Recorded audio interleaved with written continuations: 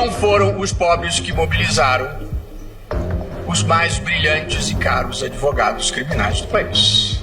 Não creio nisso. Numa sociedade estratificada como a nossa, há uma clara divisão entre crimes de pobre e crimes de rico. Os crimes que mais geram ocupação de vagas no sistema penitenciário, de novo dados oficiais do DEPEN, são, como a intuição e as estatísticas revelam, os crimes dos pobres. Confiram-se a seguir os números do sistema penitenciário fornecido pelo DEPEN. Os crimes que mais geram ocupação de vagas nos presídios brasileiros são 1. Tráfico de drogas e associação para o tráfico.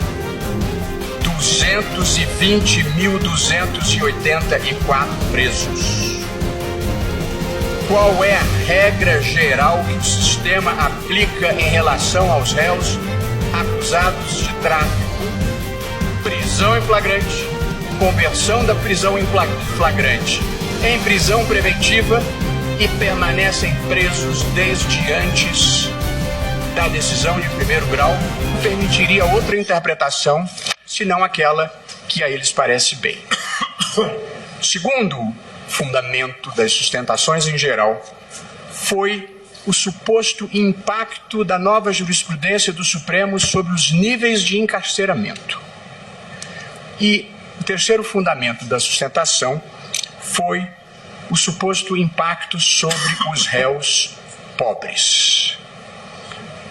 Eu gosto de usar uma frase que já se tornou um pouco lugar comum, que as pessoas têm direito à própria opinião, mas não aos próprios fatos.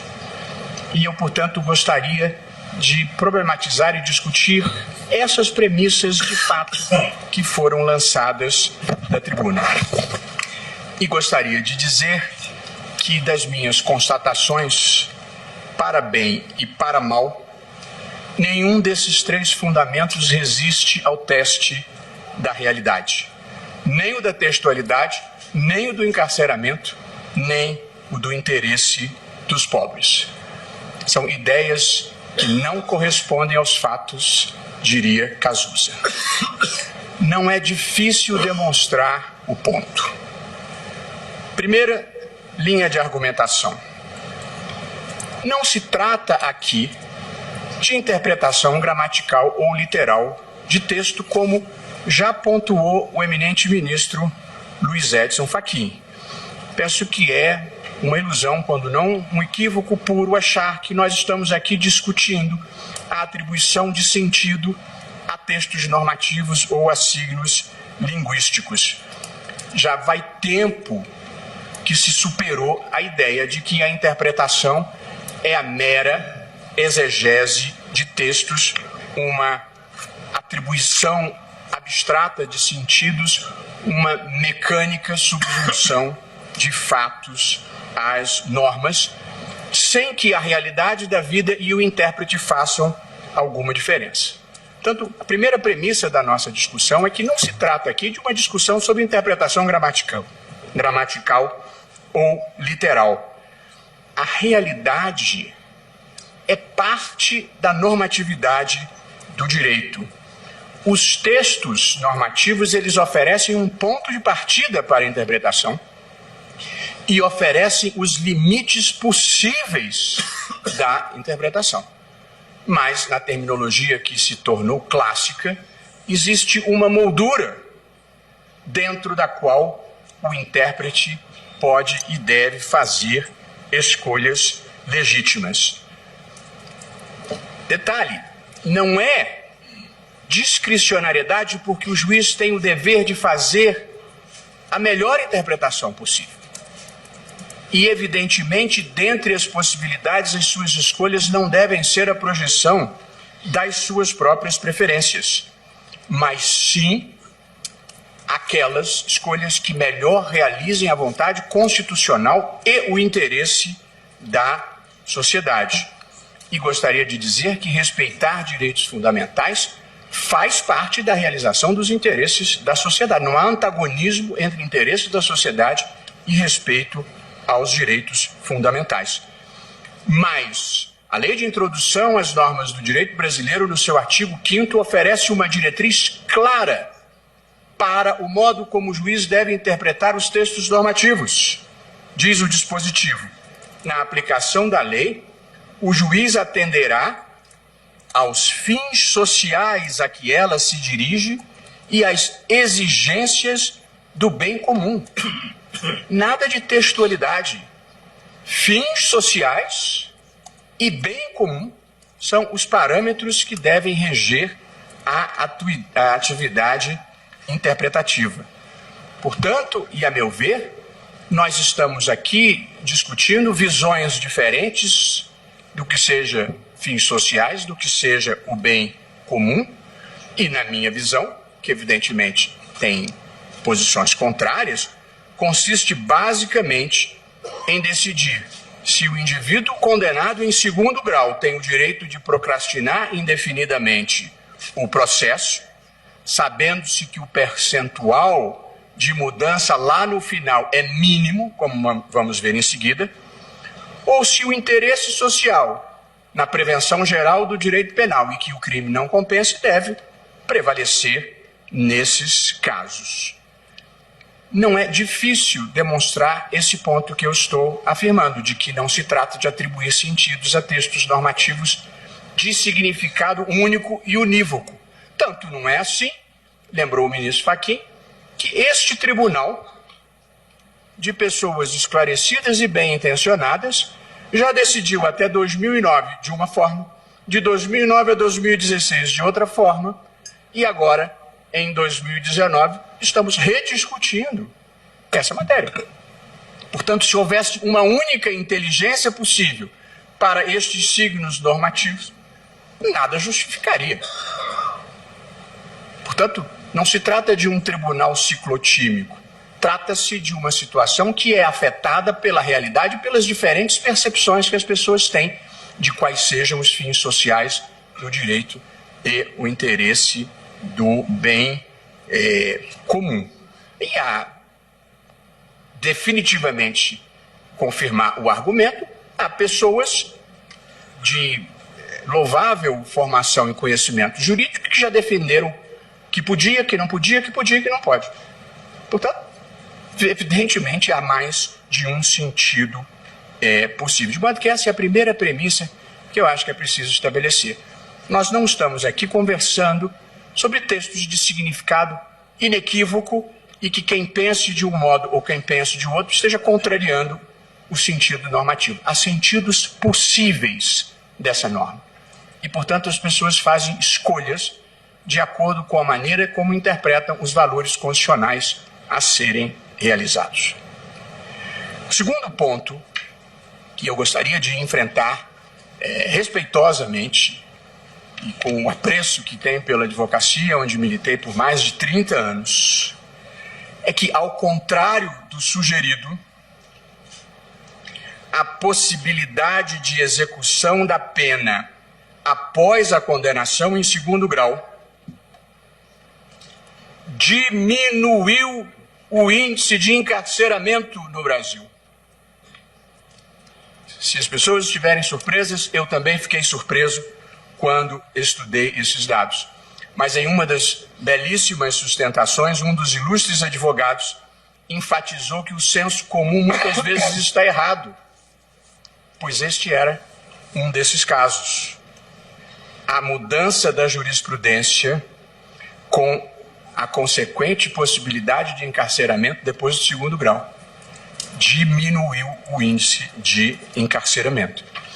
E aqui eu só vou trabalhar com dados oficiais. No Brasil existe essa estatística, metade das pessoas que saem com guarda-chuva esquecem na rua, assim. Cada um saca do bolso a sua estatística. Eu pedi no Departamento Penitenciário Nacional a evolução do número de presos definitivos e provisórios para chegar à seguinte e surpreendente conclusão. em 2010, primeiro ano após se haver proibido a execução da pena após a condenação em segundo grau, a jurisprudência mudou em 2009, havia 496 mil presos no sistema penitenciário, 4,79% a mais do que em 2009. Tanto a jurisprudência muda em 2009, em 2010 o índice de encarceramento aumenta 4,79%. No ano seguinte, em 2011, havia 514.600 presos, um aumento de 3,68%. Em 2012, 549.800 presos, 6,84% a mais. Em 2013, 581.500, 5,76% a mais. Em 2014, 622.200 presos, 6,99% a mais. Em 2015, 698.600, 12,27% a mais do que no ano anterior. E em 2016, 722.923 presos, 3,48% a mais do que no ano anterior. Pois bem, em 17 de fevereiro de 2016, o Supremo muda a jurisprudência e passa a permitir a execução da pena após a condenação em segundo grau. Ao final de 2017, mudamos em 2016, ao final de 2017, já com o impacto da nova orientação, o número de presos no sistema penitenciário é de 726.354. Opa! Um aumento de 0,47%, o menor da série histórica iniciada em 2009. Aí, vamos ver o aumento no ano seguinte pelos números do Departamento Penitenciário, 2018, 744.216 presos, um aumento de 2,45%. O segundo menor desde 2019.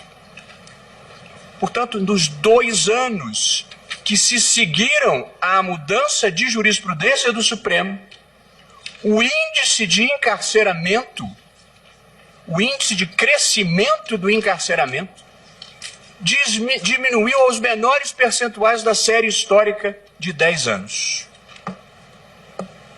Note-se bem, entre 2009 e 2016, período em que vigorou a proibição da execução após o segundo grau, a média de aumento anual de encarceramento foi de 6,25%.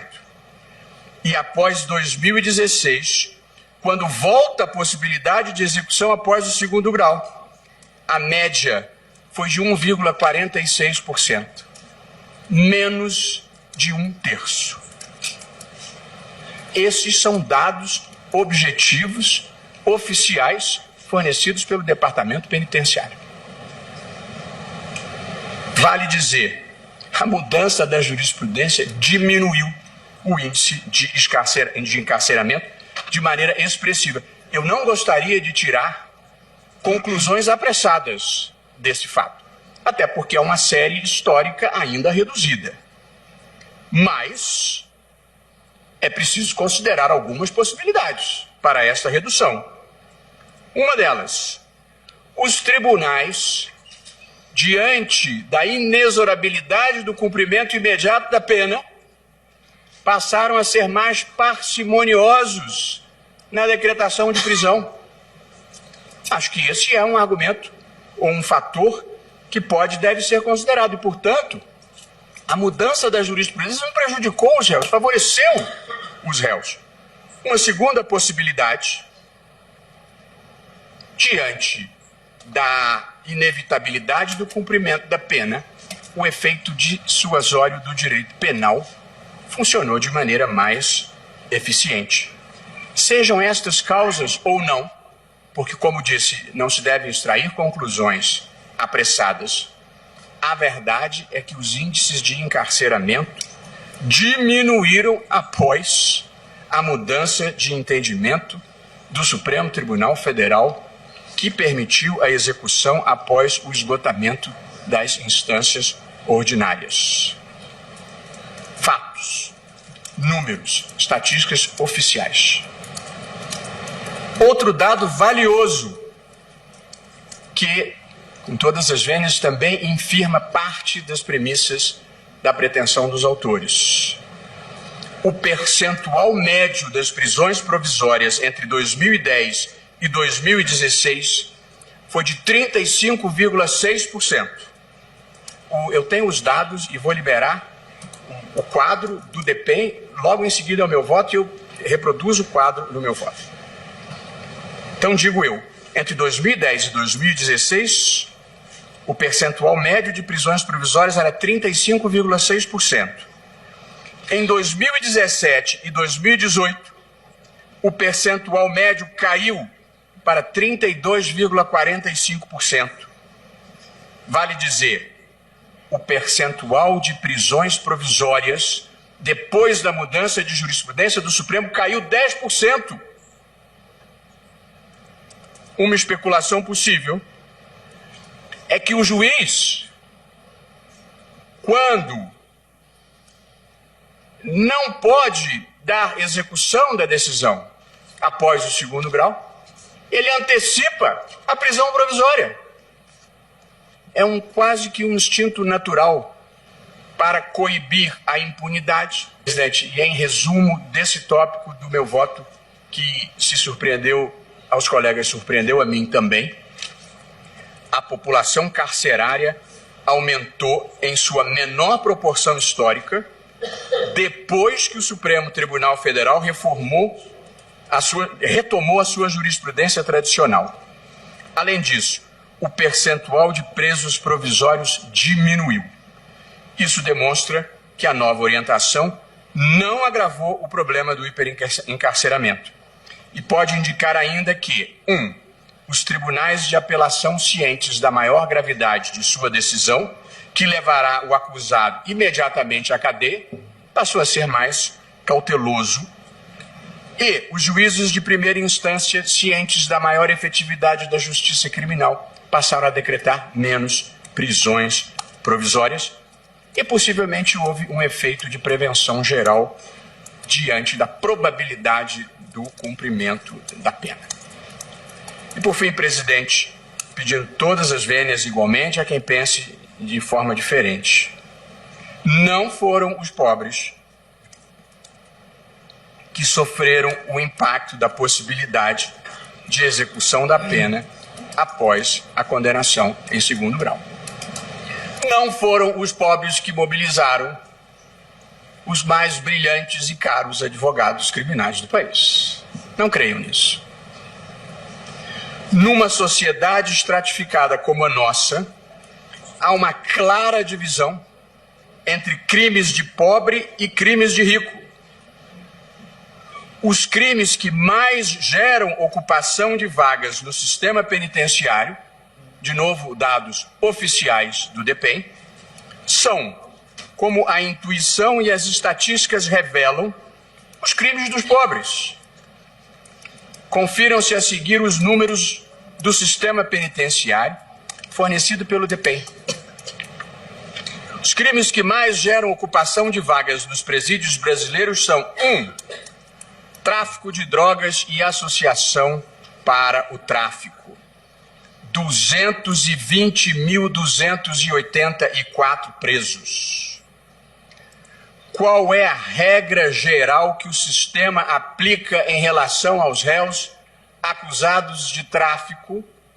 Prisão em flagrante, conversão da prisão em flagrante em prisão preventiva e permanecem presos desde antes da decisão de primeiro grau